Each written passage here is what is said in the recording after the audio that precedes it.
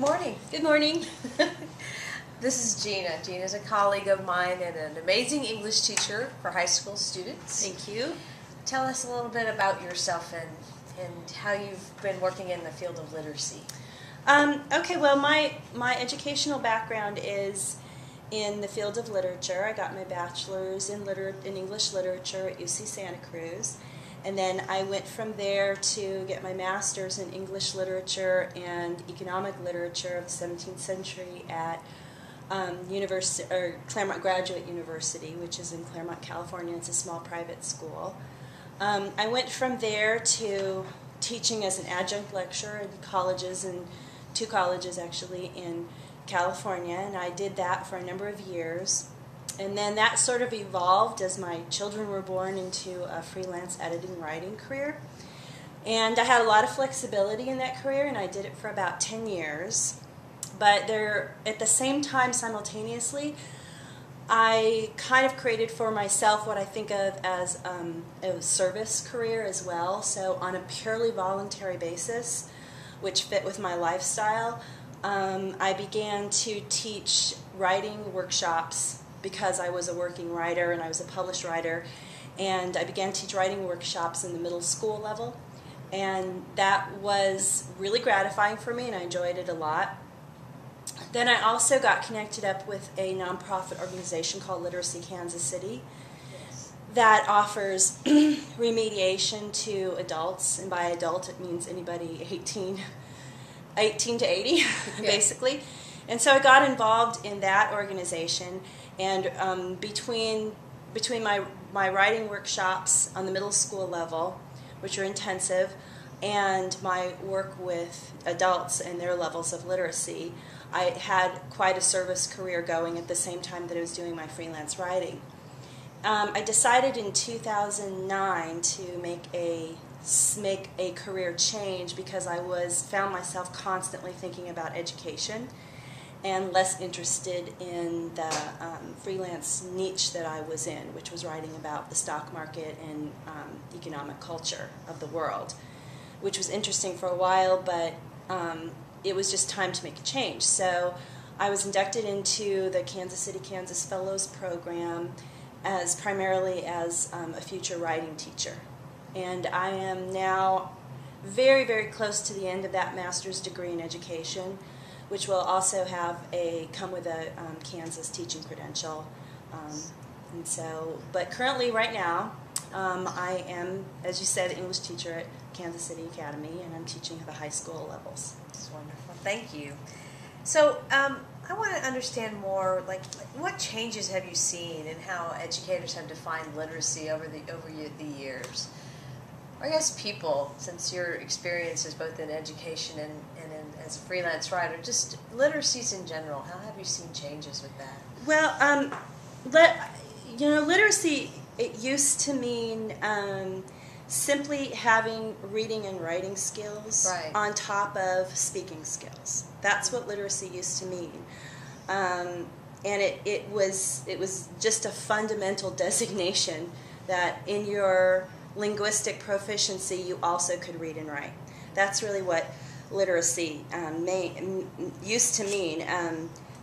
But I guess what I was thinking about in preparing for this interview is that as the demographics of culture changed, the whole concept of literacy in English classrooms also changed to mean primarily reading and not writing anymore.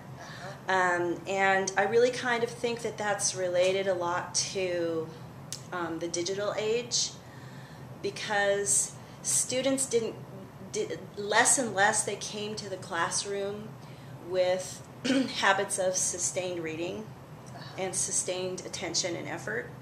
And as they came in greater numbers without those abilities, the emergency became to teach writing.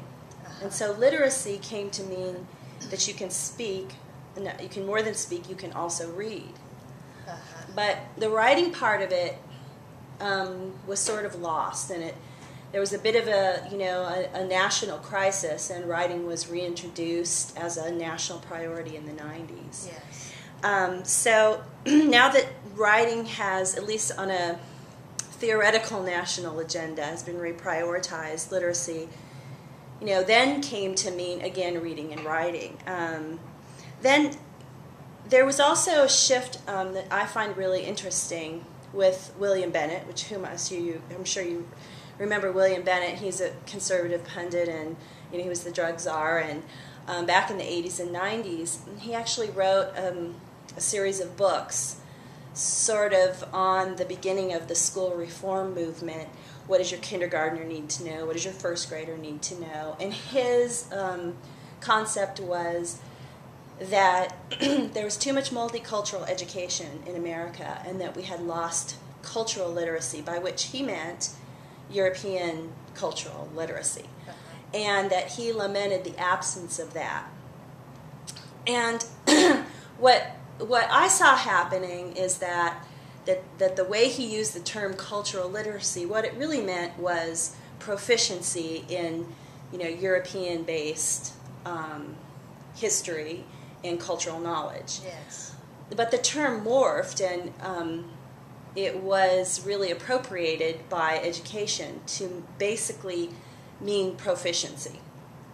And that's how I see it being used now. I see it meaning proficiency. But, there's this trend in education to not want to make judgment on someone's proficiency. So the term literacy is, to me, it's a non-judgmental, it's as if your level has been sanitized out of it if you say your literacy level. But now it just is used like proficiency, so it sort of means the same thing. Okay. So one of the main topics that we're studying in the class that I'm in is about multi-literacies. Okay. So tell me how you have incorporated other literacies in your classroom beyond the reading and writing and speaking. Right. What other things do you feel is important to have in your classroom around making literacy like multi-literacy? Okay. Well, if we're going to use literacy like that to mean, proficiencies in other areas, which is the way I use it because it's the cultural norm now and it makes sense to me, is sort of philosophically, I sort of stake out based on what my student population is and what my resources are. I stake out what I can do. And obviously, as an English teacher, my first area of literacy, as you say, is linguistics. So it's speaking, it's reading, it's writing. But the other areas that I can teach, that for various reasons, are digital literacy. And so for me, that is 20th century skills. I really try to embed in my classroom. I have my students make podcasts. I make them make vlogs. I make them make blogs. I have them make digital movies. I have them do PowerPoints. So the information may be, the novel or topic at hand, but the way they communicate the information, I encourage them and sometimes require them to manipulate information digitally. That's really all it is. It's manipulating information digitally, being able to work with the files in a variety of formats. Digital literacy is also, for me, learning how to exploit resources when you don't have any.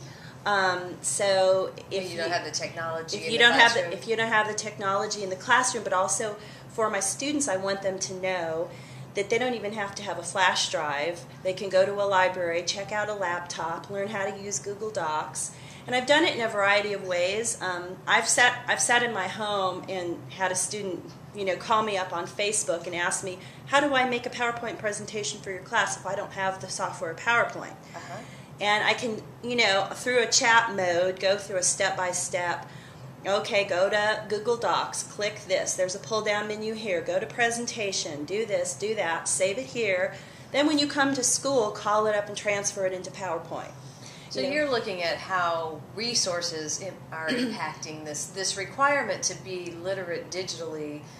Theoretically requires some technology availability and access, and what you're saying is one of your things that you look at is how to find those without the normal course of maybe being just able to go out and purchase a laptop with all kinds of software. That's a really big part of it, because no matter what you have, there's always going to be something more you need.